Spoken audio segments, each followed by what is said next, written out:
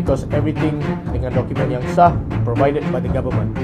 Tetapi I believe there was a Banding FEM Malaysia ditolak FIFA, tapi TMJ dan FEM tetap bersikeras tidak mengaku salah. Netizen Malay, sumpah pengurus bola di sini dinoyol banget.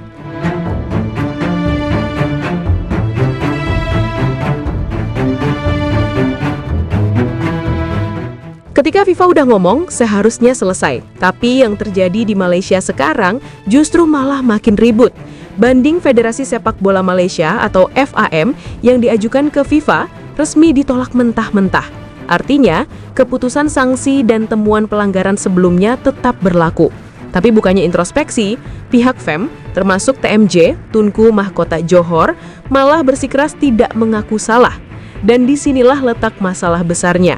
Banyak netizen Malaysia yang mulai muak, komentarnya keras. Sumpah pengurus bola di sini denial banget.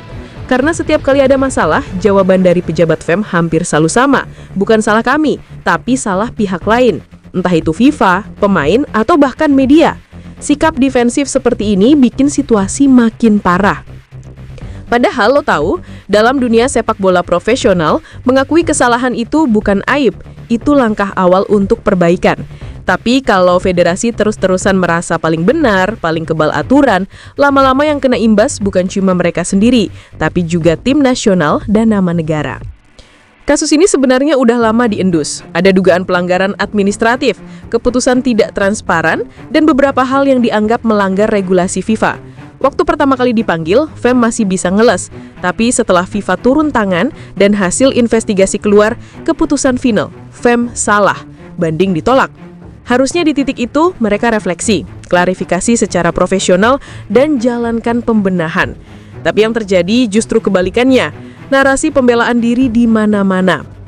TMJ sebagai figur paling kuat di balik FEM juga nggak menunjukkan sikap mau ngaku salah. Bahkan, lewat beberapa pernyataan di media lokal, terkesan ingin menunjukkan kalau mereka diperlakukan tidak adil. Padahal yang menilai bukan netizen, bukan media, tapi lembaga tertinggi sepak bola dunia, FIFA. Dan kalau masih terus ngotot kayak gini, resikonya serius banget. FIFA bisa menjatuhkan sanksi tambahan kepada federasi yang dianggap tidak kooperatif. Bahkan dalam kasus ekstrim, federasi bisa dibekukan atau dilarang berpartisipasi di ajang internasional, entah sementara atau dalam skenario paling buruk, ban seumur hidup dari aktivitas resmi FIFA. Kalau sampai itu terjadi, abis sudah. Pemain nggak bisa tampil di kualifikasi Piala Dunia, klub nggak boleh ikut kompetisi Asia, dan reputasi sepak bola Malaysia bisa hancur dalam semalam. Dan yang paling ironis, di saat negara lain berusaha memperbaiki citra sepak bolanya dengan transparansi dan reformasi, Malaysia malah sibuk ngeles. Coba bandingin sama Indonesia waktu lagi kena kasus serupa. PSSI dulu pernah disanksi FIFA juga, tapi langkah pertama yang diambil waktu itu bukan ngotot, tapi ngaku salah, bikin roadmap pembenahan, dan buka komunikasi dengan FIFA. Hasilnya, sekarang Indonesia justru jadi contoh positif, bisa dipercaya ngadain turnamen resmi FIFA dari U20, walaupun batal, sampai Piala Dunia U17 2023 yang sukses besar. Itu bukti bahwa satu kata kunci yang penting dalam dunia sepak bola modern adalah accountability, tanggung jawab. Sementara di Malaysia yang terlihat justru kebalikannya. Alih-alih introspeksi yang keluar malah pernyataan defensif.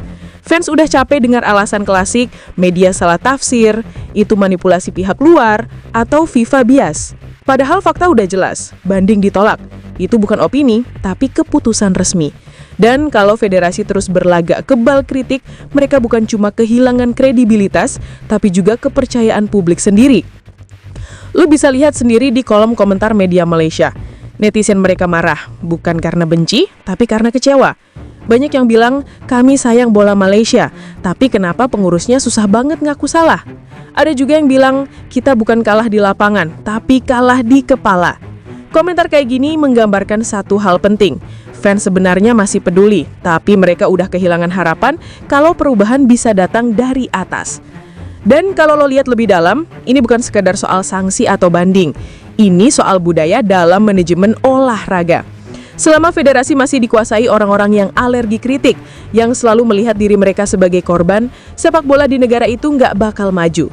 Karena sepak bola modern butuh profesionalisme, bukan ego. TMJ sebenarnya punya potensi besar. JDT di bawah dia itu klub paling profesional di Malaysia, bahkan salah satu yang terbaik di Asia Tenggara. Tapi ironinya, gaya kepemimpinan sukses di klub belum tentu bisa diterjemahkan jadi tata kelola federasi yang transparan.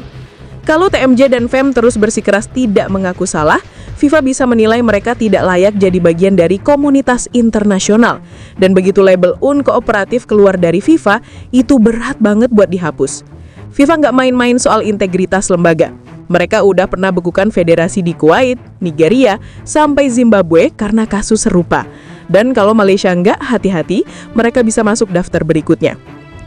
Fans mungkin bisa memaafkan kekalahan, tapi nggak akan memaafkan kesombongan. Federasi boleh kuat, boleh punya koneksi politik. Tapi kalau udah kehilangan respek dari fans dan dunia, semuanya jadi sia-sia. Dan sekarang Malaysia ada di titik itu, di mana mereka harus pilih, terus denial dan nunggu sanksi lebih berat, atau akui kesalahan dan mulai dari nol. Kalau mereka pilih yang pertama, siap-siap aja. Lihat federasi dibekukan, dan nama Malaysia hilang dari kalender kompetisi FIFA. Tapi kalau mereka berani ngaku, minta maaf dan mulai reformasi internal, mungkin masih ada harapan. Satu hal yang harusnya mereka pelajari dari Indonesia, keterbukaan itu kunci. Ngaku salah nggak bikin jatuh, justru bikin dihormati. Karena di sepak bola, sama kayak hidup. Yang bikin jatuh bukan kesalahan, tapi kesombongan untuk nggak mau ngaku salah.